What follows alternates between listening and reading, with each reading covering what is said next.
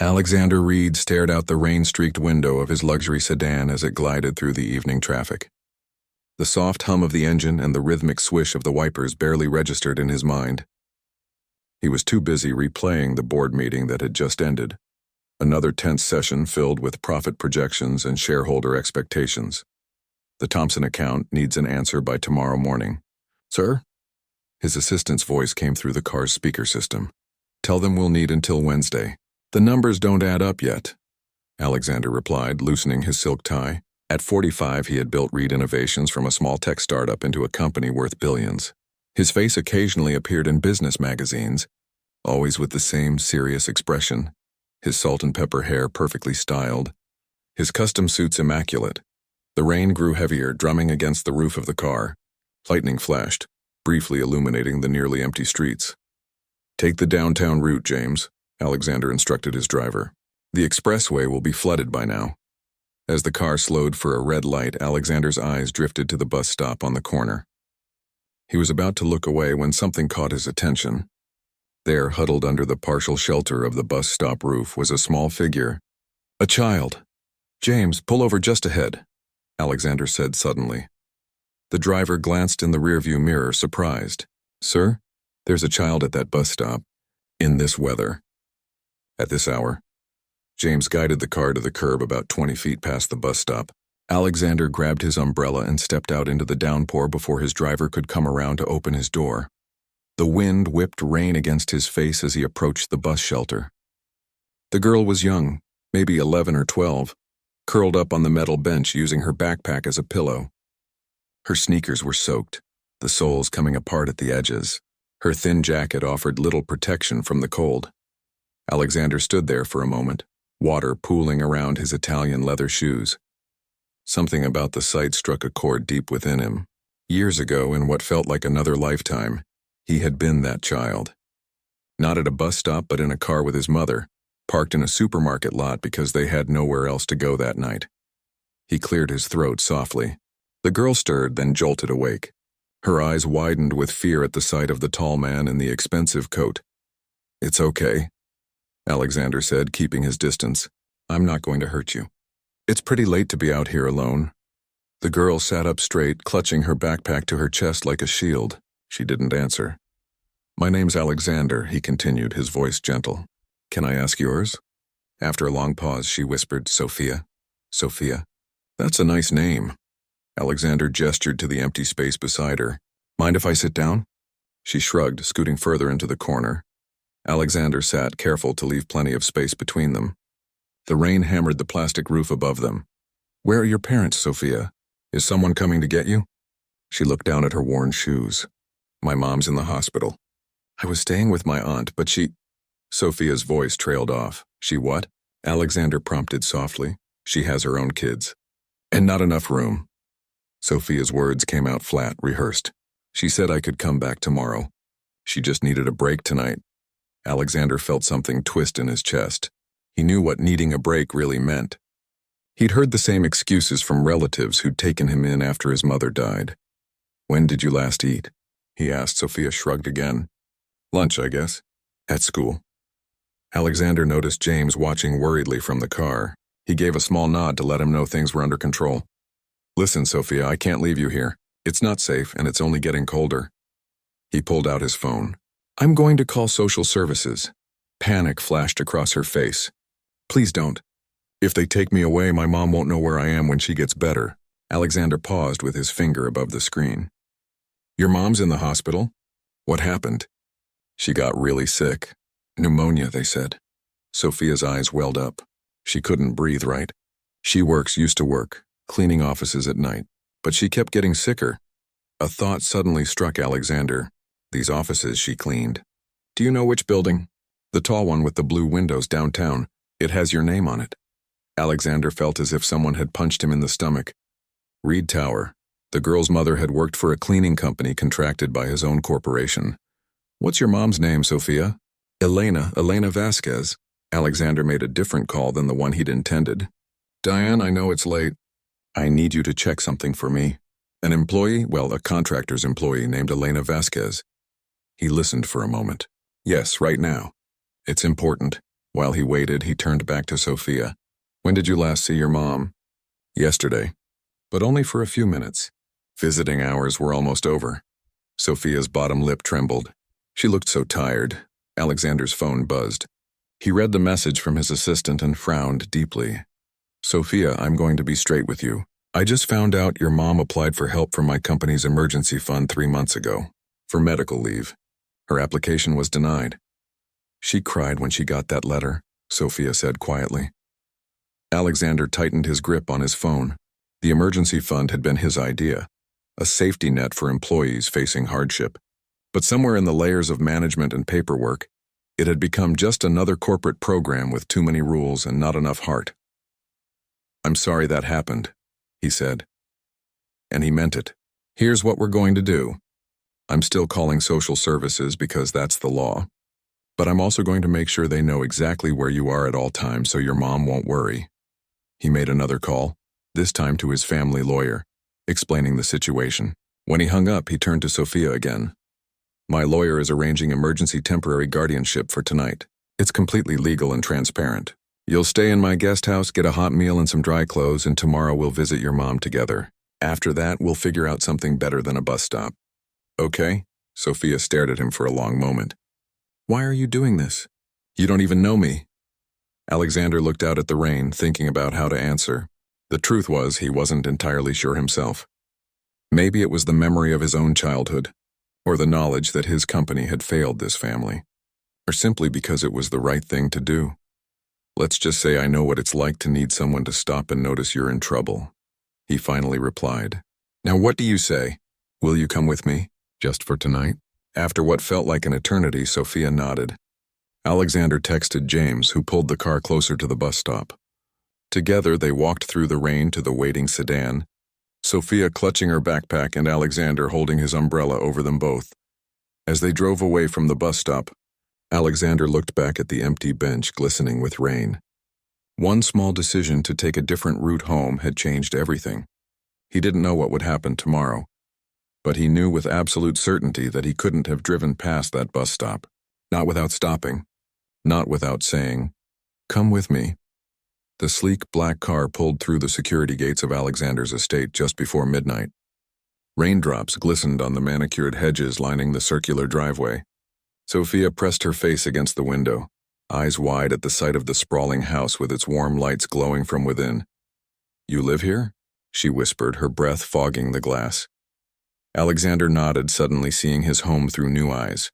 The grand entrance, the perfectly maintained gardens, the sheer size of it all. "It's just a house," he said softly. James opened the car door, holding an umbrella over them as they hurried toward the front entrance. The massive wooden doors swung open before they reached them, revealing Mrs. Chen, Alexander's housekeeper, who had stayed late after receiving his call. "Everything is ready."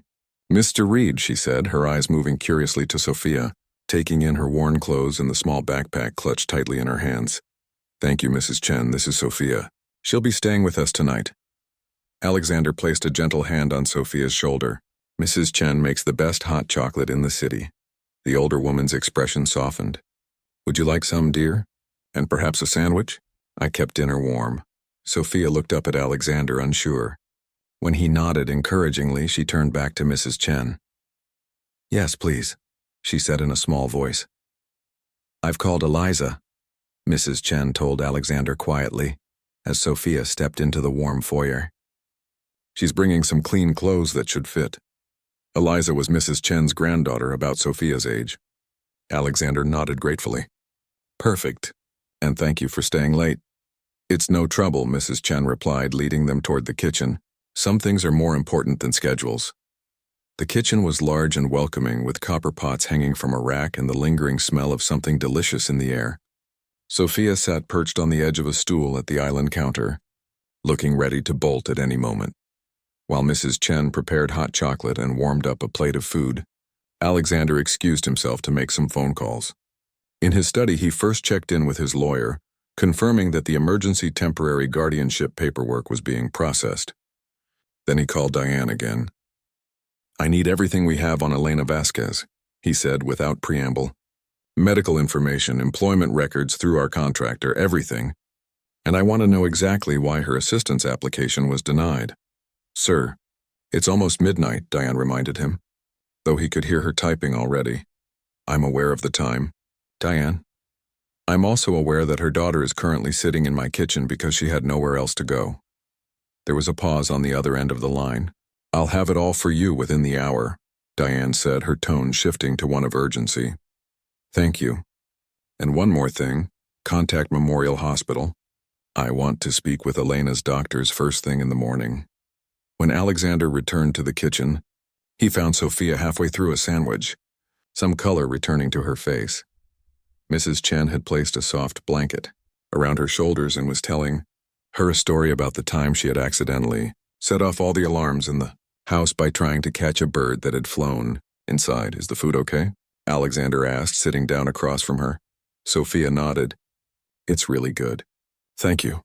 Mrs. Chen's phone buzzed. That's Eliza. She's at the gate with those clothes I mentioned. While Mrs. Chen went to meet her granddaughter, Alexander and Sophia sat in a moment of awkward silence. Your house is like a hotel, Sophia finally said. Looking around the kitchen, Alexander smiled slightly. It can feel that way sometimes. Too big for just one person. Don't you have a family? The question, asked with a child's directness, caught him off guard. No, he said simply. My work keeps me busy. My mom's always busy too. She worked all the time.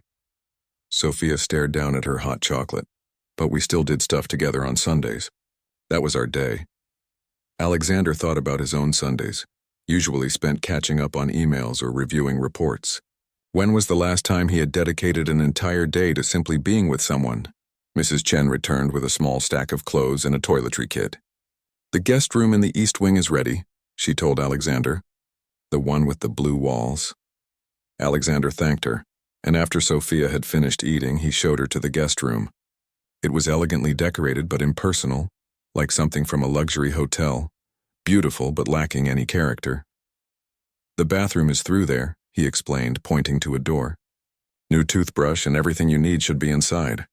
Mrs. Chen put out some clean clothes for you to sleep in, and more for tomorrow. Sophia nodded, still clutching her backpack. You're safe here, Sophia, Alexander said gently, recognizing her nervousness. Lock the door if it makes you feel better. I'm just down the hall if you need anything. Will you really take me to see my mom tomorrow? She asked, finally meeting his eyes. First thing in the morning, Alexander promised. You have my word. After showing her how to use the room's tablet to call for anything she might need, Alexander left her to get settled. In his own bedroom, he loosened his tie and sat heavily on the edge of his bed, trying to make sense of the evening's events. His phone chimed with an incoming email from Diane. He opened it immediately, scanning through the attachments. Elena Vasquez had worked for Bright Star Cleaning Services, one of Reed Innovation's contractors, for nearly 3 years. Her personnel file showed perfect attendance until 3 months ago, when her health began to deteriorate. The emergency assistance application had been denied because, as a contract worker and not a direct employee, she fell into a gray area of eligibility, a technicality. A loophole in a policy he himself had created. Alexander continued reading. Elena had been admitted to Memorial Hospital 2 weeks ago with severe pneumonia, complicated by untreated asthma and exhaustion. Her condition was listed as stable but serious. He closed his eyes, feeling the weight of complicity. How many other Elenas were there in his company? How many people falling through cracks he didn't even know existed in systems he had built? Alexander was still awake, reviewing company policies on his tablet when his phone rang at 2 a.m. It was James, his driver. Sorry to call so late, sir, James said, his voice tense. But there's someone at the gate. Says she's looking for the girl. Alexander sat up straight. Who is it? A woman named Rita, claims to be the aunt. She seems agitated, Alexander thought quickly. Security cameras? Yes, sir. I'm looking at her now. Is she alone? Yes, but she keeps checking her phone. Might be waiting for someone. Alexander made a decision. Don't let her in. Tell her Sophia is safe and that all communication needs to go through proper channels in the morning. If she insists, inform her that we have temporary emergency guardianship arranged through family court and the police are aware of the situation. The last part wasn't exactly true yet, but it would be by morning. Understood, sir. And James? Double the security tonight. No one gets in without my direct approval. After hanging up, Alexander went to check on Sophia. The light under her door was still on. He knocked softly. "Yes?" came her muffled voice. "Just checking if you need anything," he said through the door. There was a pause, then the sound of the lock turning. Sophia opened the door slightly. She was wearing the borrowed pajamas, her hair damp from the shower. "I heard a phone ring," she said. "Is everything okay?" Alexander hesitated, then decided on honesty. "Your aunt came looking for you." Fear flashed across Sophia's face. "Did you tell her I'm here?" "We confirmed you're safe, but she's not coming in. You don't have to see her if you don't want to." Sophia's shoulders sagged with relief. She wasn't really letting me stay with her. She just said that so the hospital wouldn't call social services. She twisted the hem of her pajama top nervously.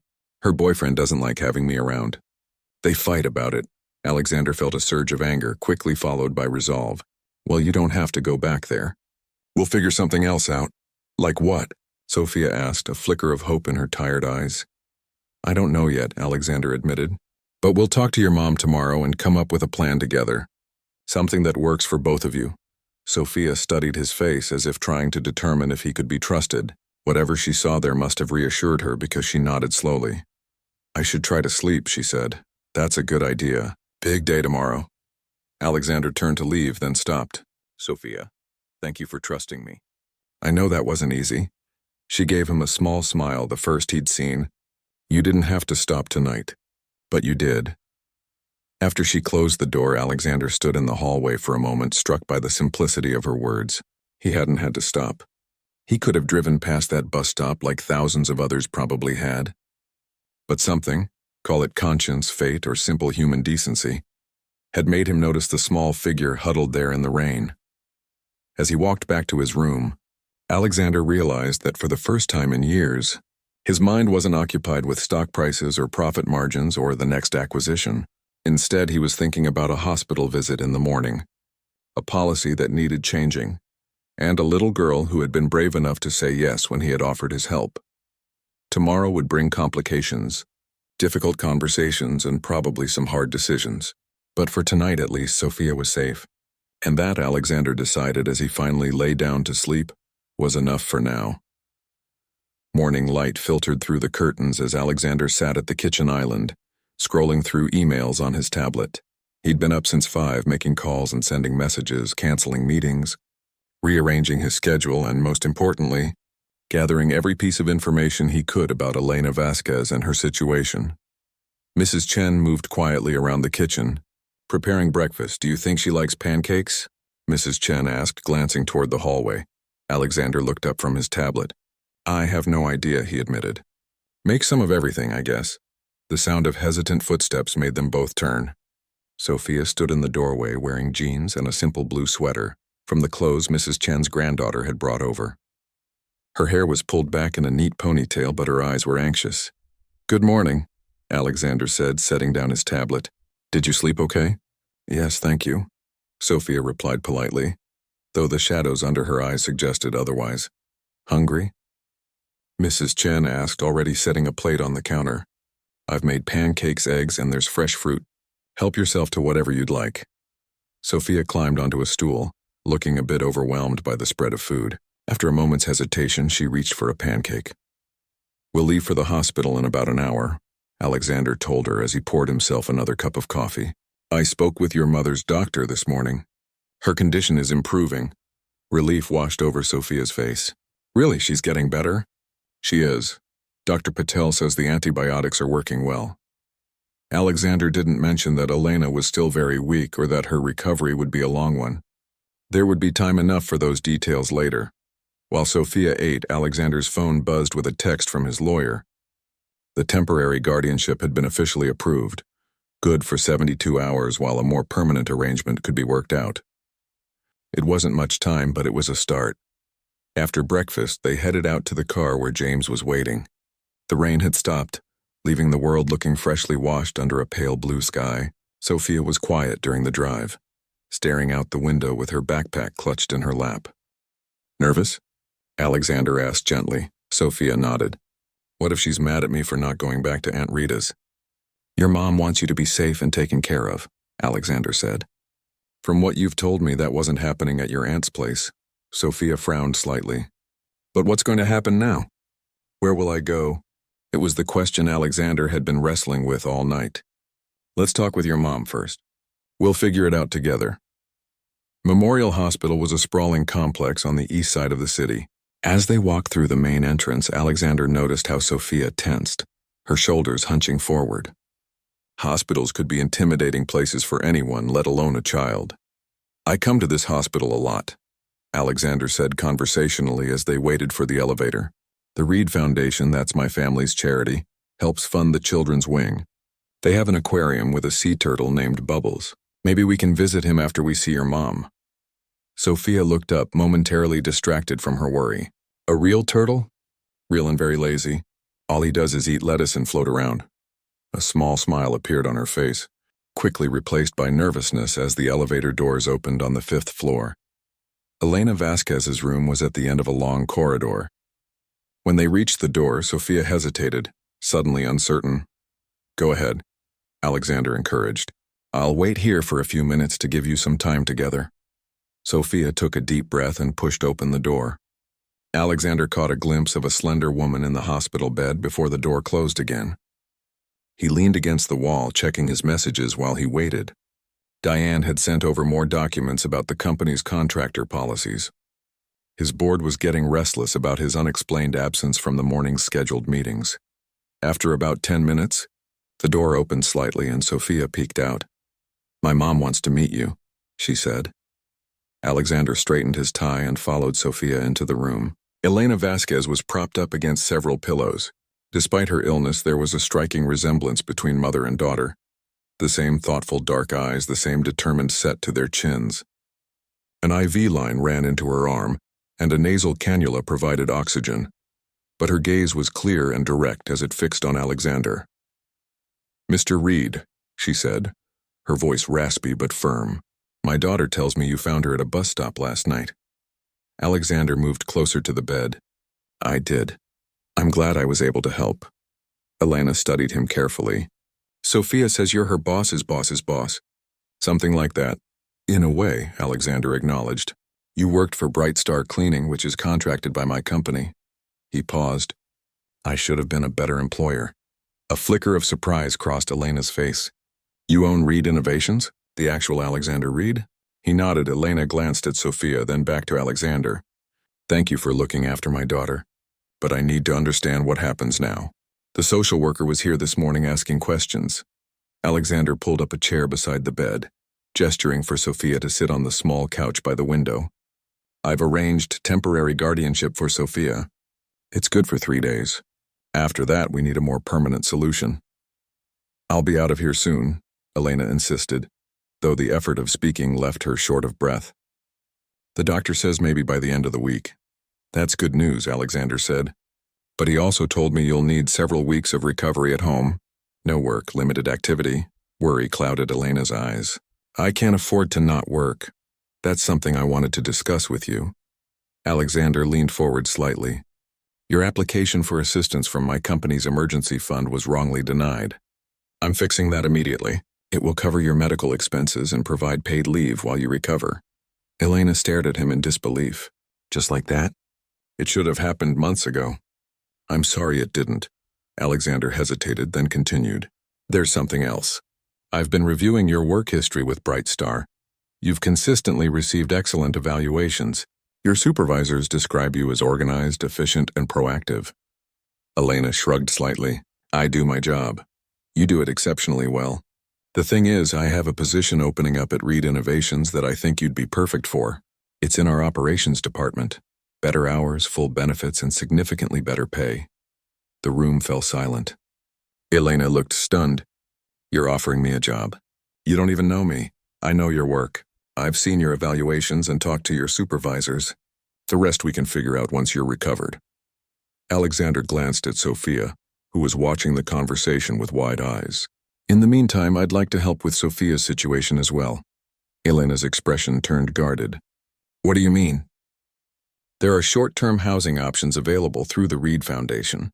Apartments for families in transition. You and Sophia could stay there while you recover and get back on your feet. Why are you doing all this?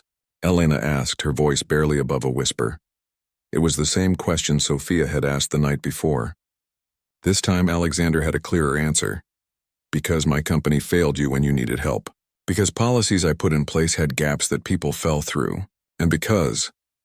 He glanced at Sophia again. Sometimes life gives you a chance to make things right. Elena was quiet for a long moment, her fingers plucking at the edge of her blanket. Finally, she looked up. I don't want charity.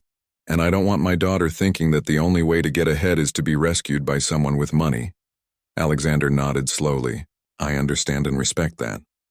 This isn't charity. The job offer is based on your qualifications. The housing is a program available to any employee in need, and the assistance fund is something you should have received already. And if I say no, then I'll still make sure the assistance fund error is corrected, and I'll help you find other options for Sophia while you recover. Whatever you decide, I won't just walk away. Elena looked over at her daughter, a silent communication passing between them. Sophia likes you, she said finally. She says you make good hot chocolate and have a turtle in your hospital. Alexander smiled. The turtle's not technically mine. A faint smile touched Elena's lips. Can I think about it? The job, the housing, all of it? Of course. Alexander stood up. Take all the time you need. I'll leave my contact information with you. As he reached for his wallet to retrieve a business card, Elena spoke again. Could Sophia stay with you a little longer? Just until I'm released? Her voice was hesitant, pride wrestling with necessity. I don't want her going back to my sister's place. Alexander looked at Sophia, who was watching him with a mixture of hope and uncertainty. I'd be happy to have her stay, he said. For as long as needed. Dr. Patel arrived then, clipboard in hand, ready to discuss Elena's treatment plan. Alexander excused himself, suggesting that Sophia might like to see the famous Bubbles the turtle while her mother spoke with the doctor. In the elevator heading down to the children's wing, Sophia was unusually quiet. Everything okay? Alexander asked. You really offered my mom a job? Alexander nodded. I did. But what if she doesn't do it well? What if she messes up? Alexander understood the real question. The fear that this sudden good fortune might disappear as quickly as it had appeared. Everyone makes mistakes sometimes, he said carefully. What matters is how we learn from them. Your mom impressed a lot of people with her work. I think she'll do great in this new role. And we could live in a real apartment? Not just for a few days. Yes. It's a program designed exactly for situations like yours. A temporary place while people get back on their feet. Sophia seemed to be processing all this information. Is it close to my school? I don't want to change schools again. Alexander realized there were 100 details he hadn't considered. I'm not sure. But we can look into that. Maybe there's a location near your current school. The elevator doors opened onto the brightly colored hallway of the children's wing. The walls were decorated with murals of ocean scenes, leading to a large circular room dominated by an impressive aquarium. Sophia's eyes widened at the sight of the fish swimming lazily through the water, and there, in a special section of the tank, was Bubbles, a small sea turtle gliding effortlessly through the water, seeming to smile at his visitors. As they stood watching the turtle, Alexander's phone buzzed with messages from the office, board members demanding explanations, meetings that needed rescheduling, decisions that required his attention, the familiar pull of his corporate responsibilities. But for once, those demands felt distant and somehow less important than the moment at hand. Watching a child's face light up at the sight of a turtle, knowing her mother was getting the care she needed, and feeling for the first time in longer than he could remember that he had done something that truly mattered. Tomorrow would bring complications and challenges. There would be forms to fill out, arrangements to make, systems to change. But today, standing in the gentle blue light of the aquarium, Alexander Reed felt something shift inside him, a reawakening of the purpose that had gotten lost somewhere along his climb to success. 5 days passed quickly. Sophia settled into a routine at Alexander's house, attending school during the day while Alexander worked, mostly from his home office so he could be available if needed. Each afternoon they visited Elena at the hospital, bringing books, magazines, and once a drawing of Bubbles the turtle, that Sophia had made in art class. On the 6th morning, Alexander stood in his kitchen, coffee in hand, watching through the window as Sophia sat on a garden bench reading a book. Mrs. Chen was nearby, pruning roses and occasionally stopping to chat with the girl. "She's a good kid," James said, accepting the cup of coffee Alexander offered him. The driver had arrived early to take them to the hospital, where Elena was being discharged today. "She is," Alexander agreed. "Smart, too. You should have seen how quickly she figured out the chess set in the library." James studied his employer's face. "You've changed since she's been here." "Have I?" Alexander sipped his coffee. "You smiled twice yesterday." "I counted." James grinned. "And you haven't mentioned the Thompson account in days." Alexander laughed. "The Thompson account closed on Tuesday, actually. Diane handled it." "My point exactly. The old Alexander would never have delegated that." Alexander couldn't deny it. Something had shifted in his priorities over the past week. The constant urgency that had driven him for years had receded, replaced by a different kind of focus. "We should get going," he said, glancing at his watch. "Elena will be waiting." The drive to the hospital was filled with Sophia's excited chatter. She had helped Mrs. Chen prepare her mother's room in the guest house, a smaller, more private building on Alexander's property that they had decided would work better for Elena's recovery than the main house. "Do you think she'll like the yellow flowers?" Sophia asked for the third time. "Yellow's her favorite color." "She'll love them," Alexander assured her. "And if she doesn't, we can always get different ones." "No, yellow's definitely her favorite," Sophia insisted. "She always stops to look at the daffodils in the park in spring." These small details about Elena, her preference for tea over coffee, her love of mystery novels, her habit of humming while she worked, had become familiar to Alexander through Sophia's stories. He found himself curious to know more, to understand the woman who had raised such a thoughtful child despite such difficult circumstances. At the hospital, Elena was dressed and waiting, sitting on the edge of her bed while a nurse reviewed discharge instructions. She looked markedly better than she had just days ago. Some color had returned to her face, and though she was still thin, she no longer had that fragile, papery look of serious illness. "Mom." Sophia rushed forward for a careful hug. Elena's face lit up at the sight of her daughter. "There you are, right on time." Alexander hung back, giving them a moment together while he spoke with Dr. Patel in the hallway. "She's doing remarkably well," the doctor said, "but she's not fully recovered. No work for at least 3 more weeks. Limited activity, plenty of rest." "I'll make sure of it," Alexander promised. "Good, and the follow-up appointments are already scheduled. The first one is next Tuesday." When they returned to the room, Elena was signing her discharge papers. She looked up as Alexander entered. "Ready to go?" he asked. Elena nodded, but her expression was hesitant. Over the past few days, she had agreed to stay in Alexander's guest house during her recovery and to consider the job offer once she was stronger. But Alexander sensed her discomfort with the arrangement, her fierce independence warring with practical necessity. "The car's just outside," he said, keeping his tone casual. "James will help with your bags."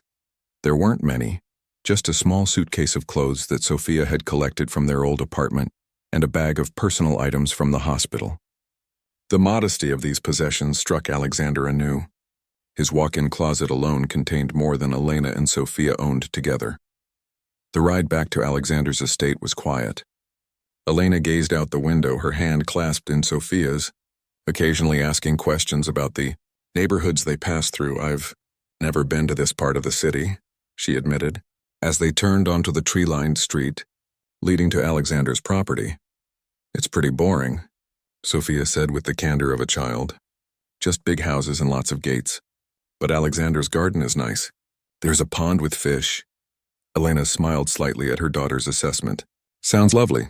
When they arrived, Mrs. Chen was waiting to welcome Elena.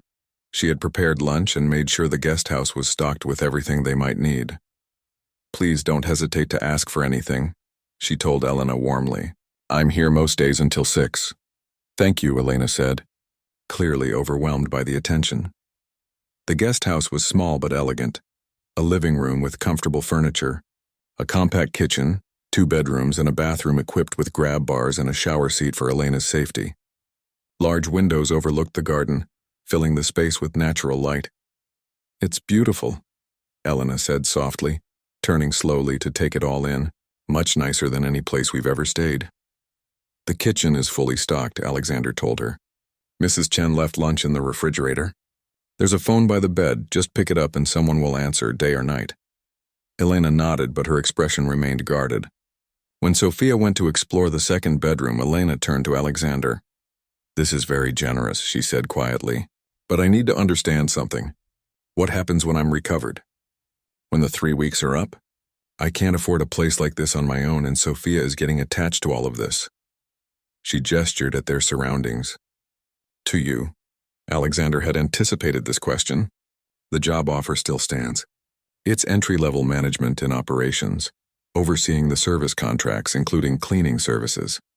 You'd be perfect for it given your experience on both sides. And if I don't want it, then I'll help you find something else, somewhere else. No strings attached. Elena studied his face, searching for hidden motives. Why?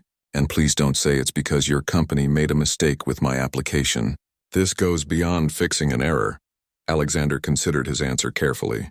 When I found Sophia at that bus stop, it reminded me of something I'd forgotten. That behind every policy, every contract, every business decision are real people with real lives. Somewhere along the way, I lost sight of that. Elena sat down on the sofa, the effort of standing for so long clearly tiring her. So we're what, your redemption project? No, Alexander said, sitting in the chair across from her. Though I can see why it might look that way. The truth is, meeting Sophia, and now you, has made me reevaluate a lot of things. For the better, I think. Before Elena could respond, Sophia burst back into the room. Mom, there are new books on the shelf in my room. And look! She held up a small potted plant. Mrs. Chen said I can keep this on my windowsill. It's a baby spider plant. Elena's expression softened as she looked at her daughter's excitement. That's wonderful, sweetie. Did you thank her? Uh-huh. And I'm going to name the plant Fred. Alexander stood up. I should let you get settled. I'll be in my office if you need anything. Sophia knows where to find me. As he turned to leave, Elena called his name. When he looked back, she said simply, Thank you. Not just for this, she gestured at the guest house, but for looking after Sophia. For seeing her when she needed someone to see her. Alexander nodded, unexpectedly moved by her words. She's a remarkable kid. You've done an amazing job with her. After leaving Elena and Sophia to settle in, Alexander headed to his home office. For the first time in days, he immersed himself in work, catching up on emails and reports that had piled up during his unexpected leave of absence. Around 3 p.m, his concentration was broken by a soft knock at the door. Come in, he called, expecting Mrs. Chen with more coffee. Instead, it was Sophia, looking slightly hesitant.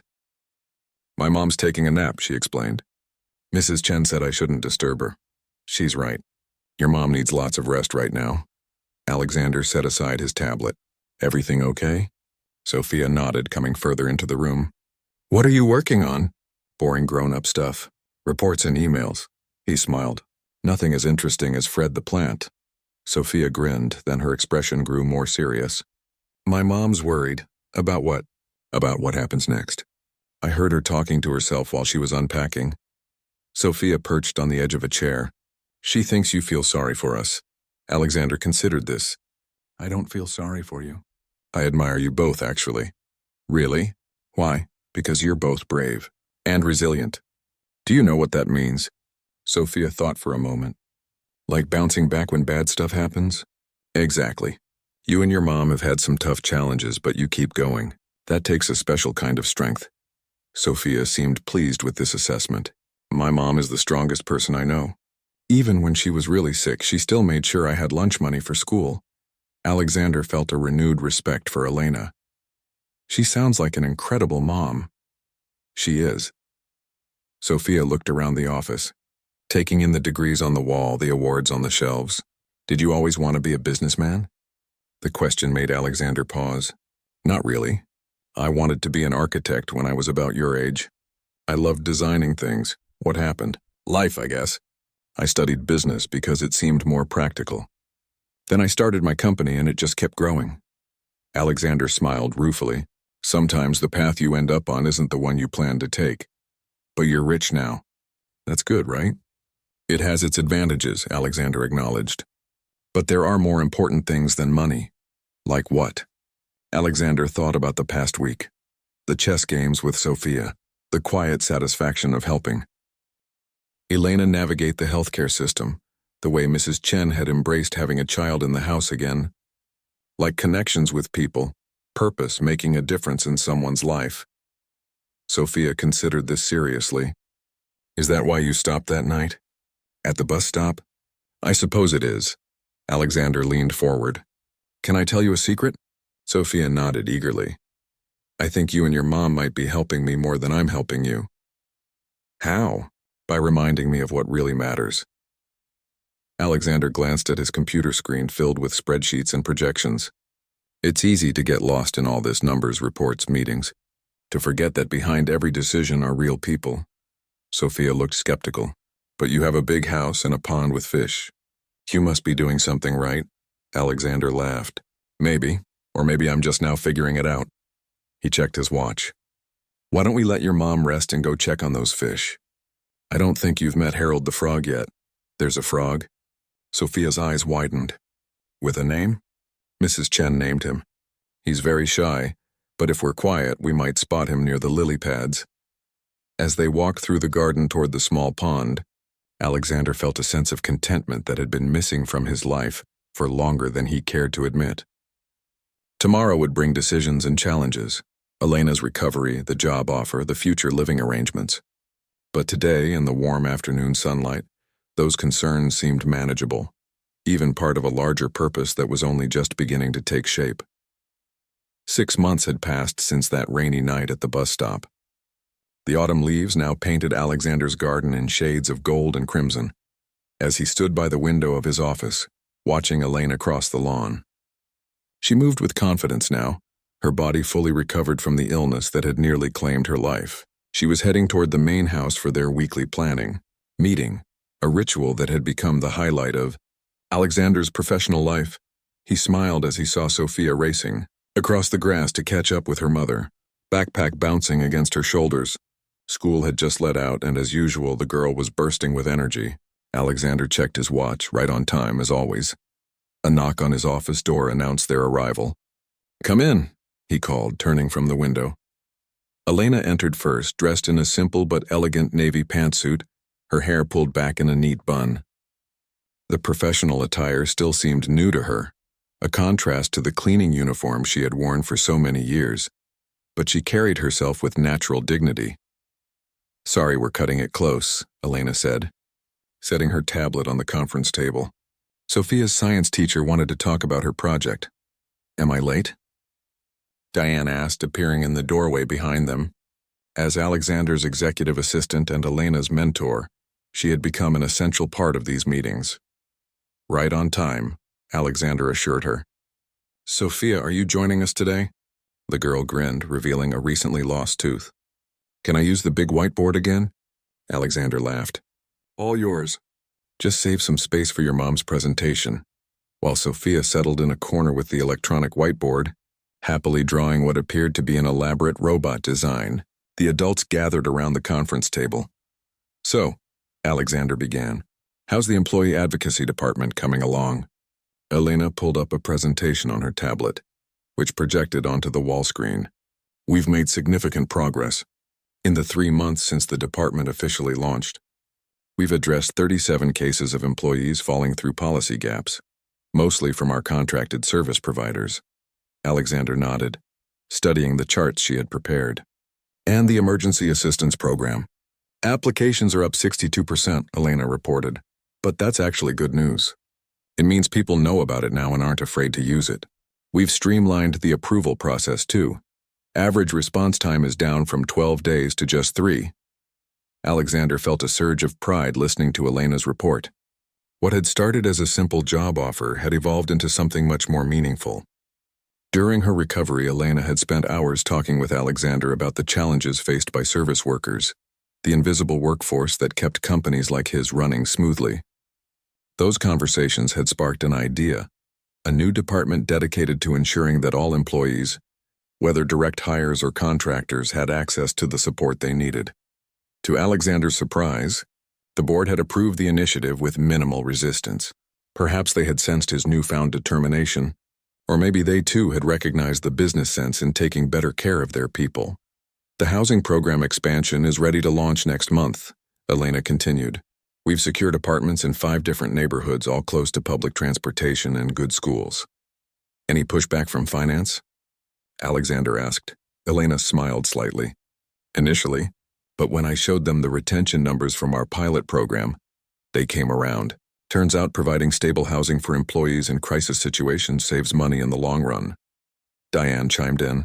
The PR team is loving this, by the way. They want to feature the housing program in the annual report. Elena's expression tightened almost imperceptibly. She still wasn't entirely comfortable with her story being used for corporate publicity, something Alexander respected. The program can speak for itself, he said, catching Elena's eye. No need to feature specific employees or families. She gave him a grateful nod before continuing. There's one more thing I wanted to discuss. The Educational Support Initiative. This was new. Alexander leaned forward, intrigued. Go on. Many of our service contractors employ people who are working toward degrees or certifications while holding down full-time jobs. But class schedules often conflict with work hours, forcing them to choose between education and keeping their jobs. Elena pulled up a new slide showing a proposed flexible scheduling program. I'd like to create a system that allows these workers to adjust their hours around their classes without losing income. Alexander studied the proposal. This would require coordination with our contractors. I've already spoken with the 3 largest ones, Elena replied. They're open to it, especially if we share the administrative costs. The confidence with which she presented this idea, a solution she had developed and begun implementing without waiting for permission, confirmed what Alexander had suspected from the beginning. Elena Vasquez was a natural leader who had simply never been given the opportunity to lead. This is excellent work, he said sincerely. Draft a formal proposal for the next board meeting. I think you should present it yourself. Elena looked startled. Me? At the board meeting? Who better? Alexander smiled. You created this department from scratch. You understand the needs better than anyone. Before Elena could respond, Sophia called out from her corner. Mom, look what I made!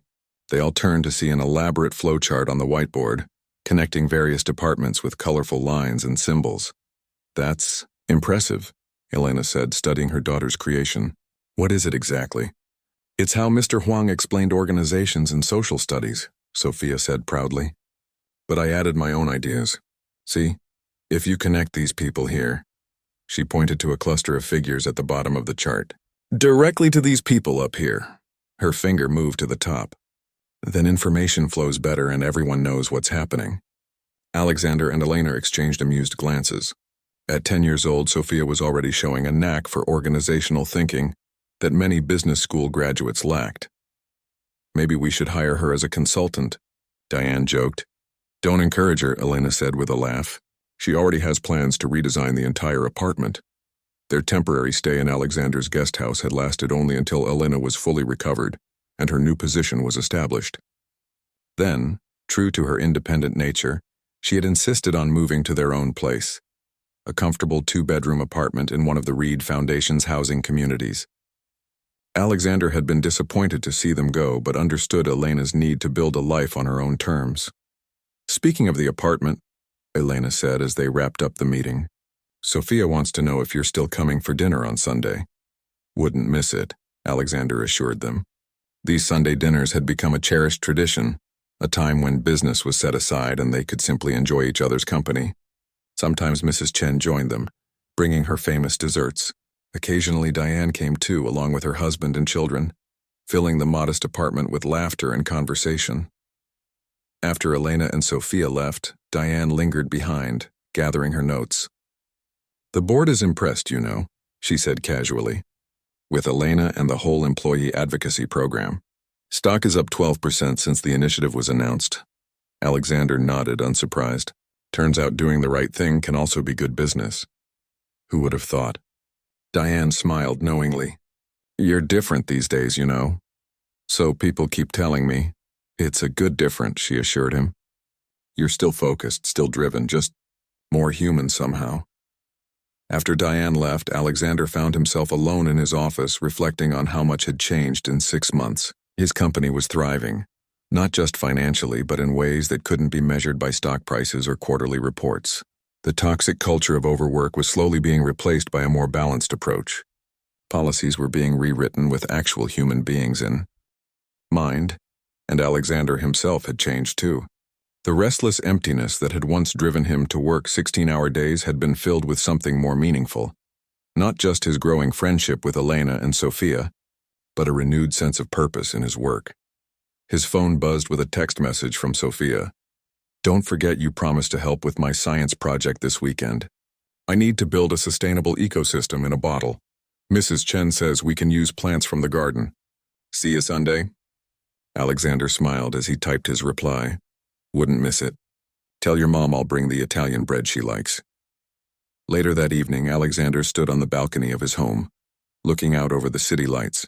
In the distance, he could see the Reed Innovations Tower, its windows illuminated against the night sky. Once, that building had been the center of his universe, the physical embodiment of his success and status. Now he saw it differently, not just as a monument to his own achievements, but as a community of people whose lives intersected with his own, in ways both large and small. People like Elena, who cleaned those offices for years, invisible to executives like him until chance, or perhaps something more than chance, had placed her daughter in his path. His phone rang, interrupting his thoughts. It was James, his driver. "Sir," James said, his voice tense, "there's a situation downtown. A fire at one of the homeless encampments near the river.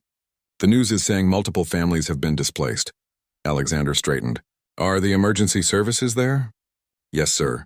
But there's limited shelter space available tonight. The community center is already at capacity." Alexander thought for a moment. "Call Diane. Have her activate our emergency housing protocol. The apartments in the East Side complex aren't occupied yet. They can be made ready within an hour. And contact Elena. She'll know which support services to coordinate." "Right away, sir." As Alexander hung up, he realized how naturally the response had come to him. 6 months ago, he might have made a donation or issued a press release expressing concern. Now his first thought was direct action, using the resources at his disposal to help real people in real time. He dialed Elena's number, knowing she would already be preparing to head downtown despite the late hour. That was who she was. Someone who saw a need and moved toward it without hesitation. It was the quality he had first recognized in her daughter that rainy night at the bus stop, and later discovered was equally present in the mother. "I just heard," Elena said when she answered. "I'm already making calls." "I'll meet you there," Alexander told her. "James is bringing the car around now." As he grabbed his coat and headed downstairs, Alexander thought about how a single moment of attention, noticing one child at one bus stop on one rainy night, had rippled outward, touching hundreds of lives beyond that initial encounter. He had always believed that success was measured in achievements, acquisitions, and accolades. Now he understood a deeper truth, that the most meaningful success comes not from what we gain for ourselves, but from what we give to others, not just in grand gestures or charitable donations, but in the simple human act of seeing another person's need and saying, "Come with me, let me help." And in that helping, he had found himself helped in return, guided back to the purpose and connection that all the wealth in the world could never provide.